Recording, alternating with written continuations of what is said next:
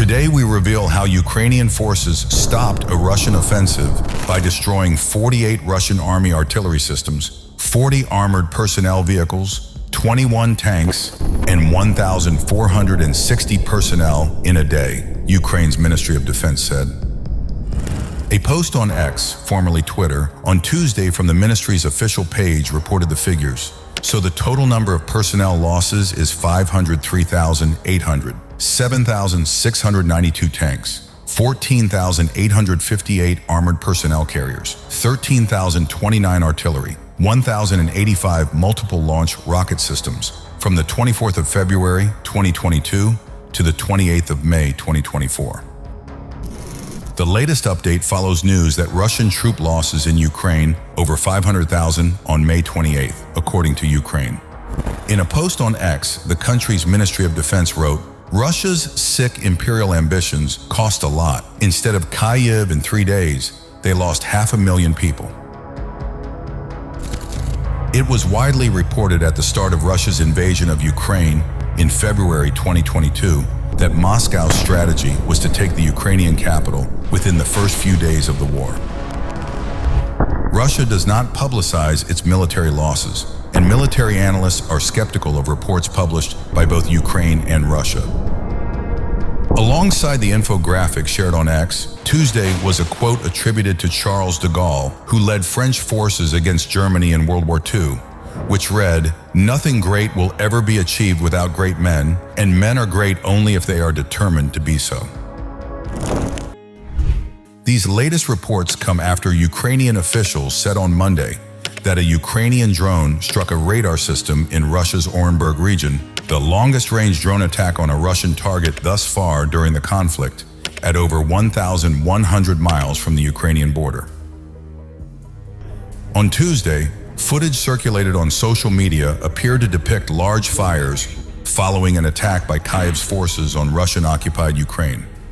These strikes were reportedly carried out using American-supplied ATACMS ballistic missiles, or HIMARS, M142 high-mobility artillery rocket systems.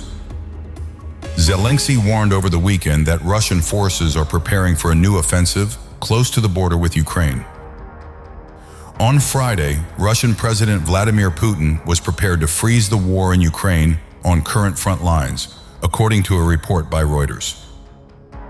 Reuters reported last week that Russian President Vladimir Putin was looking to freeze fighting along the current front lines, according to 4 Russian sources familiar with the matter.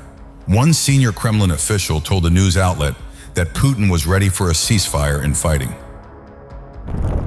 Peace negotiations have been presented by both sides in the war on multiple occasions, although Ukraine and Russia have yet to agree to a set of standards for a pause in fighting.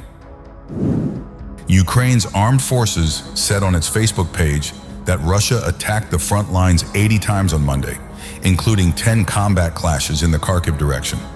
Kyiv claimed that Russia suffered significant losses along the front lines near the Kupiansk direction, but said that Moscow continues to increase pressure near the village of Siversk.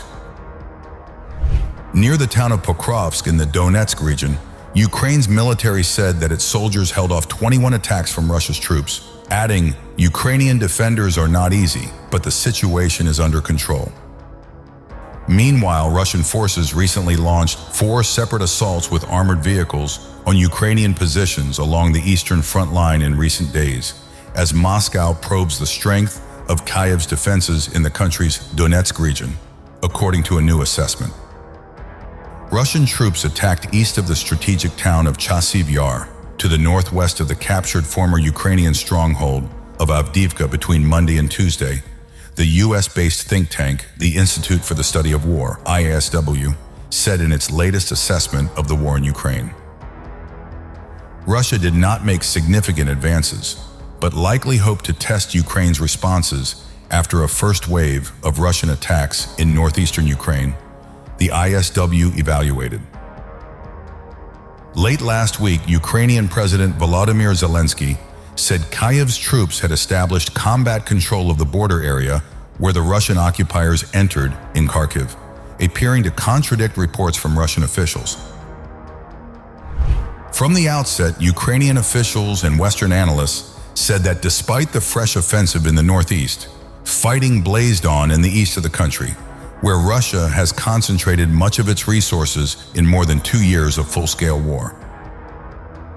Ukraine's military has repeatedly reported the fiercest fighting east of Pokrovsk, a Donetsk city sitting northwest of Avdiivka, which Russia has controlled since February. Moscow wanted to force Ukraine to divert scarce resources from the eastern Donetsk region to Kharkiv, Kiev officials said. Analysts suggested Russia launch the attacks on Kharkiv to make the most of the brief window before U.S. military aid, passed by lawmakers late last month, started to bolster Ukrainian troops. The think tank said Russia marginally advanced close to Staromayorsk and northwest of Avdiivka, but registered no Russian gains close to Chasiv Yar or Novomikhailivka, southwest of Donetsk city. Ukraine's armed forces said in an update late on Tuesday evening local time that Russia had intensely attacked northwest of Avdiivka, including airstrikes. Moscow had partial success in some areas, Kyiv said, without specifying further. On Tuesday, Russia's defense ministry said that its forces had improved their positions northwest of Avdiivka.